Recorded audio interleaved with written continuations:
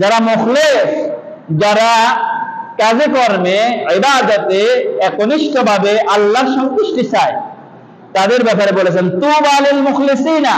আল্লাহ নবী বলেছেন তাদেরকে সুসংবাদ দিয়ে দাও, উলাইকা মাসাবিহুদ দুজা, এরা হচ্ছে অন্ধকারের মধ্যে আলোর প্রদীপ।